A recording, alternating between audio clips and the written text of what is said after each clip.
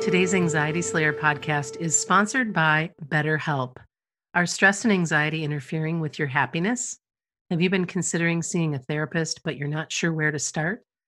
BetterHelp will assess your counseling needs and match you with your own licensed professional therapist so you can get the support you need online in under 24 hours.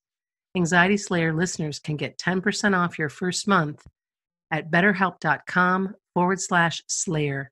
That's betterhelp.com/slayer. Welcome back to Anxiety Slayer and Happy New Year. Welcome back, Ananga. Hey, Shan. I'm so glad that we get to start another year together producing Anxiety Slayer. And thank you for everyone who continues to listen in and email us, and all of you who are a part of the Academy and our Facebook group. We're just really, really grateful to have you in this circle.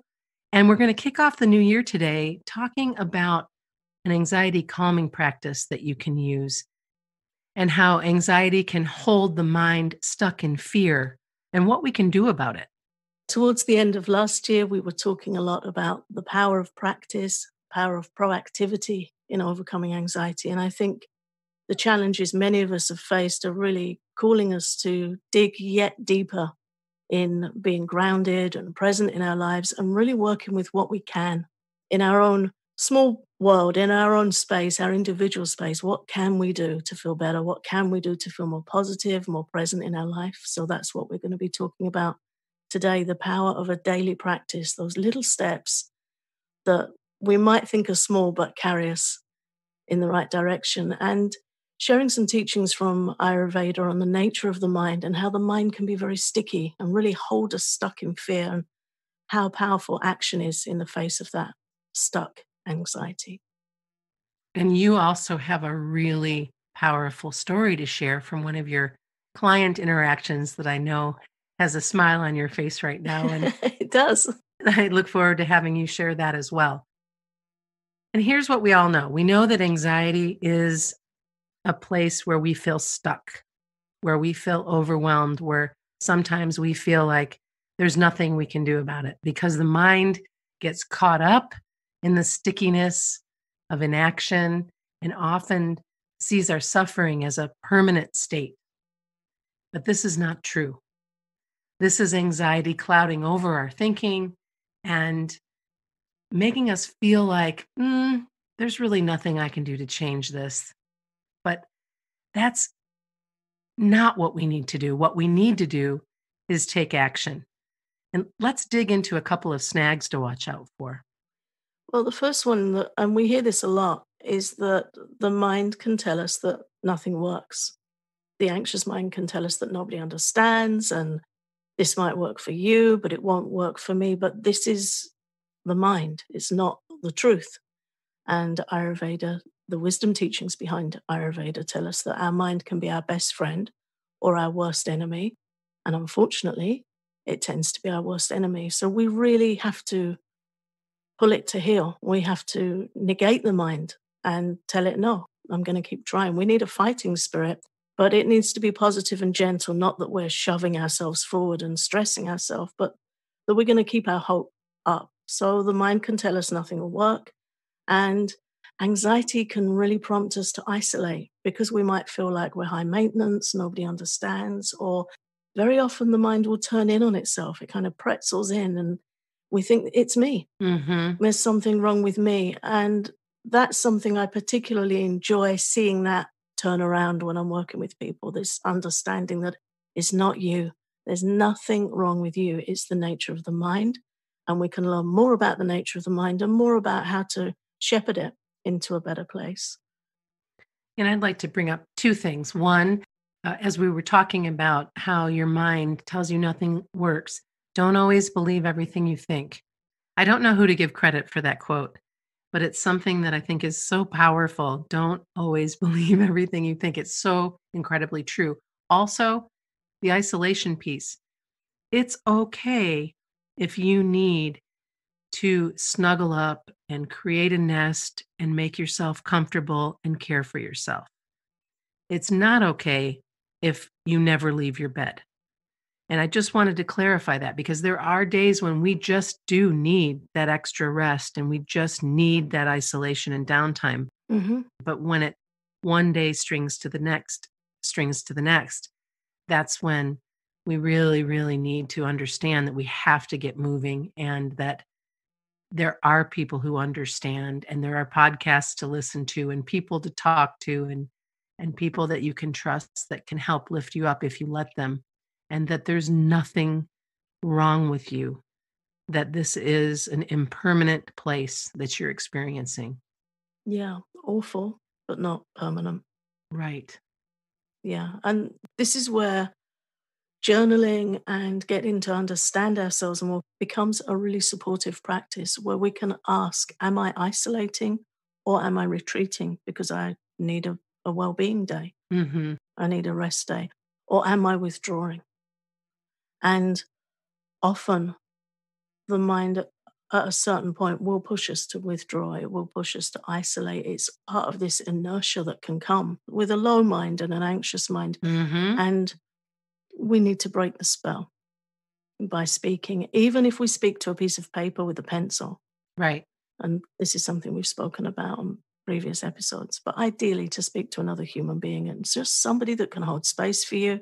We need to choose that person carefully, but somebody that can say, I hear you without judgment, because anxiety can be very much like a bully that holds us in silence. It can be quite threatening on the mind. So speaking breaks that spell.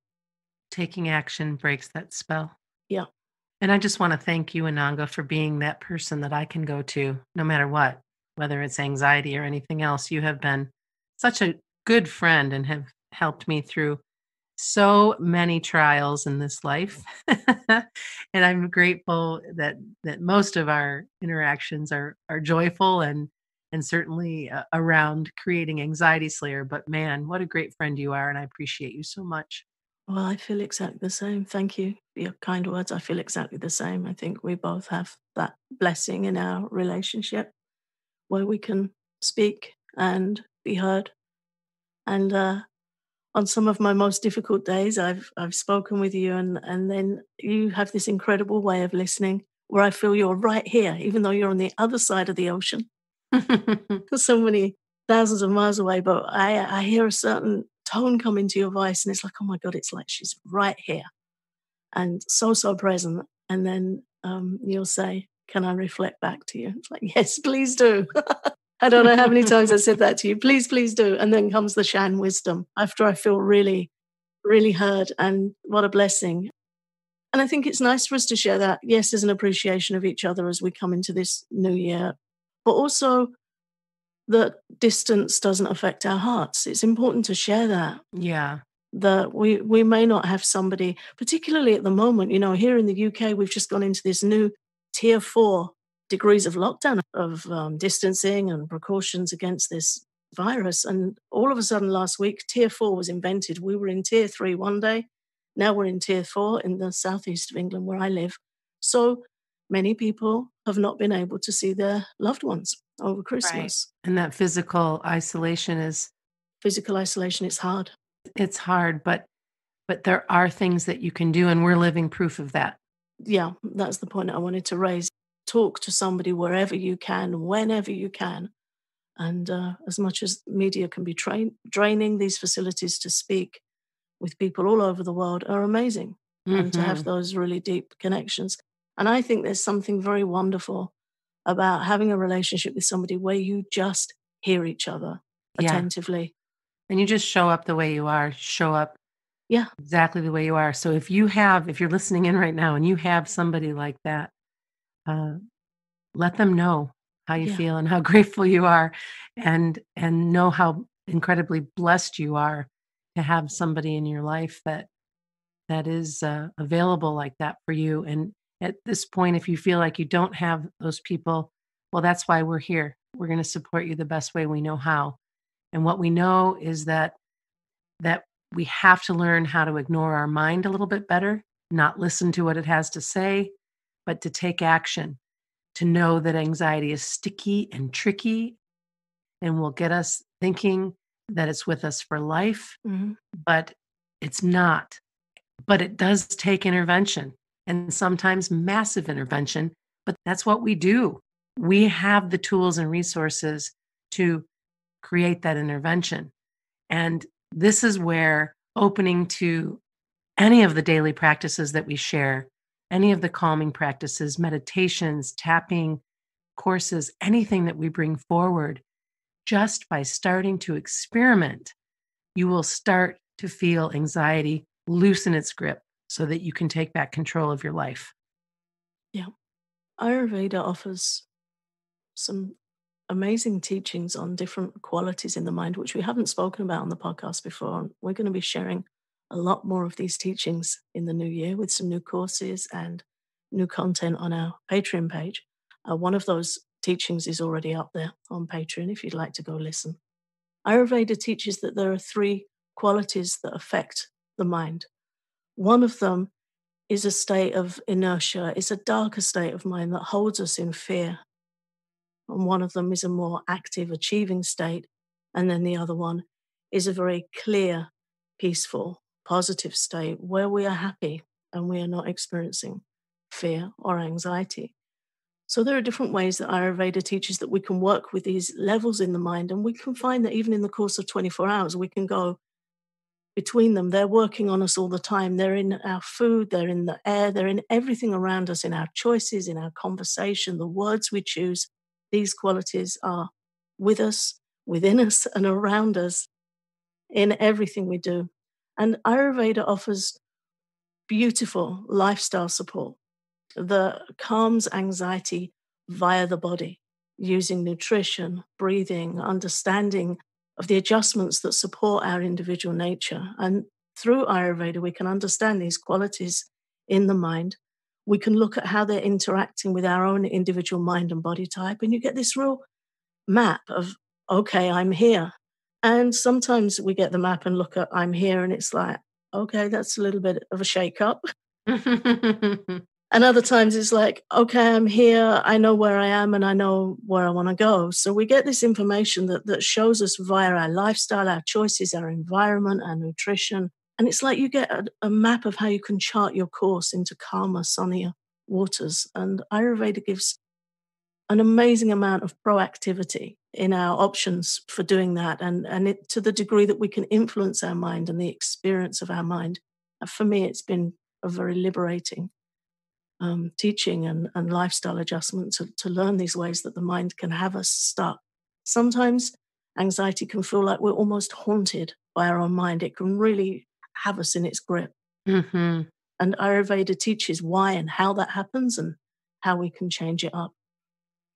And there's just something so comforting in being able to learn more about why things are happening Mm, and that we can do something about it yeah, versus, oh my gosh, there's nothing I can do. I'm just a victim here, and my only course of action is to reach out and find out if there's anyone else who feels just as shitty as I do. You know, right. like, okay, that's a start. And I say that a little bit tongue in cheek, but the fact is, the more you dig in, the more action you take, the better you're going to feel. Yeah. Well, self knowledge is the beginning of self healing in Ayurveda. And this year, we'll be sharing more teachings and individual coaching sessions, courses on how you can understand your mind and body type more Yeah. and make the changes that will support you in feeling more calm and more present in your life, which is the real blessing of Ayurveda. Is it gives us this platform, this solid platform on which we can stand and say, okay, this is me. I'd like to do this. It gives us the power of direction, Hmm. the power of autonomy, the power of choice over feeling held hostage to the more trickier nature of our mind. And who doesn't want to feel more calm and present in their life? I mean, I'm all in. I'm in for it. After the break, we'll talk about why moving your body is so important and how that can help you navigate the new year. Today's Anxiety Slayer podcast is sponsored by BetterHelp. Are stress and anxiety interfering with your happiness and preventing you from living your best life? This year, I worked with a therapist at BetterHelp to manage my anxiety around my daughter moving out in the middle of the pandemic. what a relief to have someone kind and objective in my corner. And she was a mom who had already been there and done that. BetterHelp will assess your needs and match you with your own licensed professional therapist.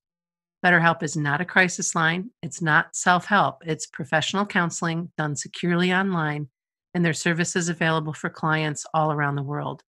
You'll get timely and thoughtful responses. Plus, you can schedule weekly video or phone sessions or even text sessions so you don't have to leave the comfort of your own home. It's more affordable than traditional in-person counseling, and financial aid is available.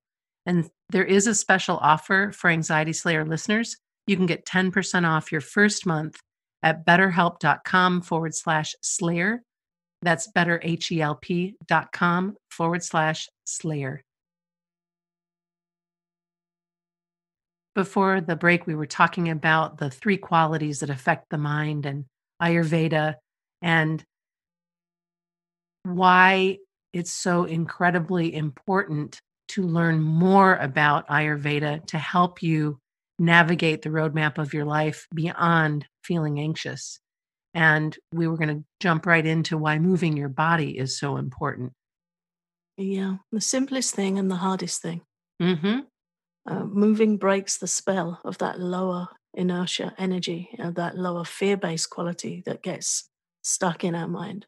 And it really is sticky. It's like a web where we can feel so trapped.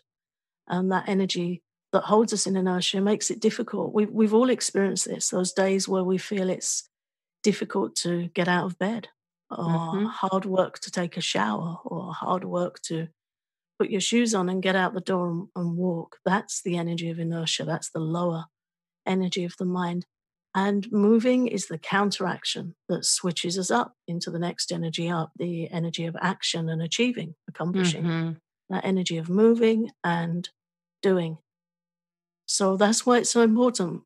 I read an article last year. Somebody was sharing how she coped with depression. And she said the second she woke up on those mornings where her mind said to her, just stay in bed, it's not worth getting up, she would hurl herself out of bed into the shower because she knew, Yeah, I can so identify with that. just pull yourself into the shower. And I can feel it with myself. You take a shower and it washes this lower quality. These are called the modes of material nature. Washes the lower mode off Hmm. when you take a shower. Literally washes it off. So it's a really nice meditation to get up, take a shower. Just imagine that it's not just, a physical act of cleansing your body, but that you're actually washing off. I like to wash off hurtful words, all Hmm. kinds of stuff. I'll imagine being washed off my body. So it's a nice practice. Get up, move.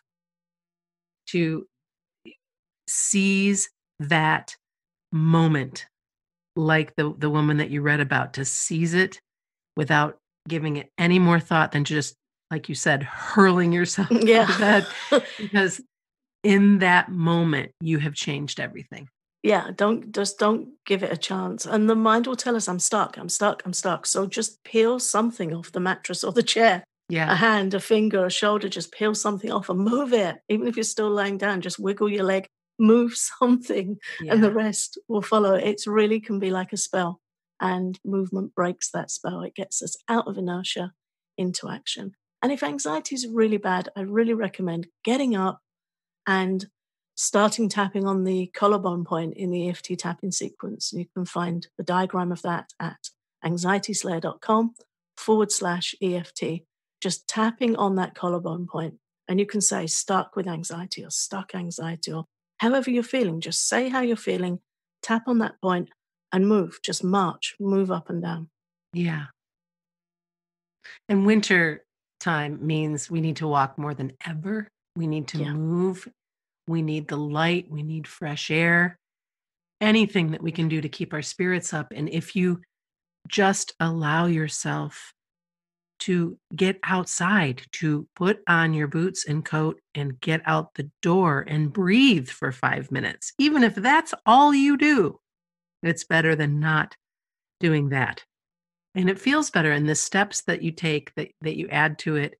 Um, I was feeling a little bit off a few days ago, And I said, you know what? Lake Michigan is 3 blocks from your house. What do you know brings you the most joy in nature? And what do you know can support you right now? That lake. Go get your butt to the lake. Mhm. And I bundled up and I went to the lake. It changed everything. Mhm. I was there I was there in under 5 minutes. I didn't even have to stay that long to take it all in and just give thanks.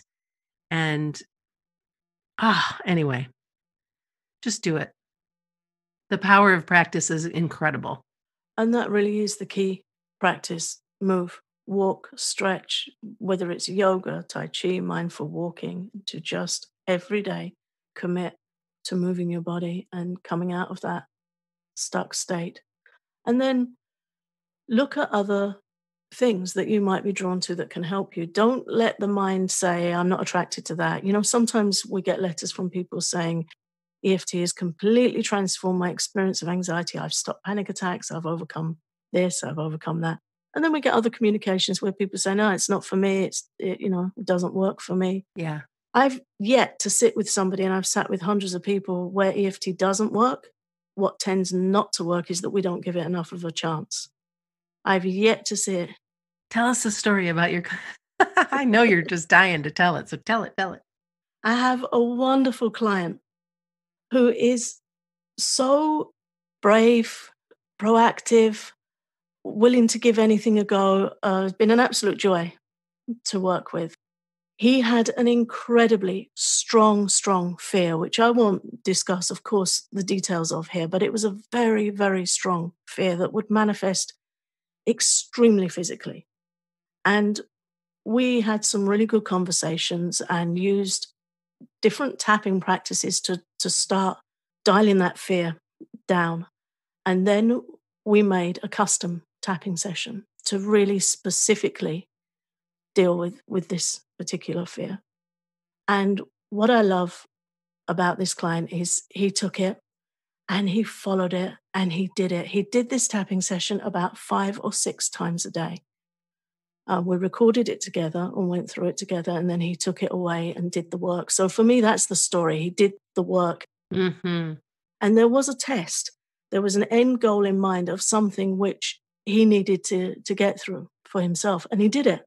He absolutely did it. And it was a really big test by his perseverance, persistence, courage, showing up, doing the work. That tapping session we recorded was about 13 minutes long. So that's a commitment of time. He was sitting and doing it.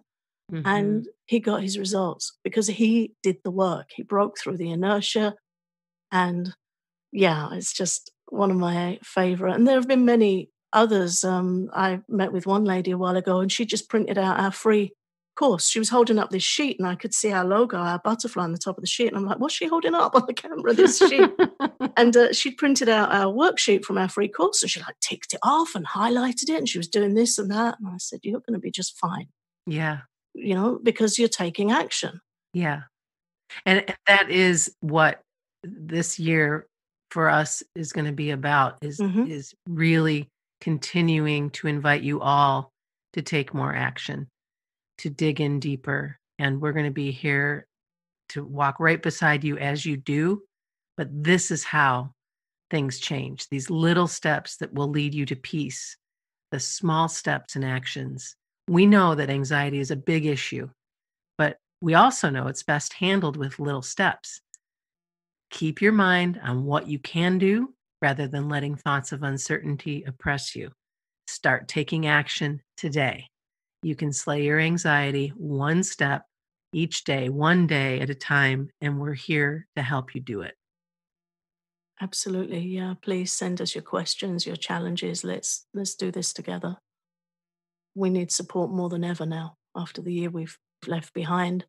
There's always an opportunity to turn over a new leaf, not just in this new year, but every day, every hour. Mm-hmm. We have the opportunity to change it up. What can I do in this moment to help myself feel better, help myself feel more calm? So let's do it. Let's take action. Let's look after each other and really move forward.